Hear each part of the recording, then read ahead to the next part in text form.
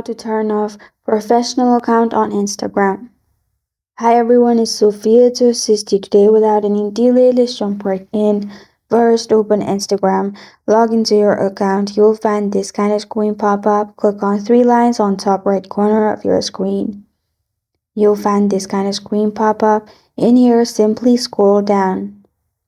Scroll down till you find professional account options. In here, you'll find creator, tools and controls. Simply at the bottom, you'll find switch account type.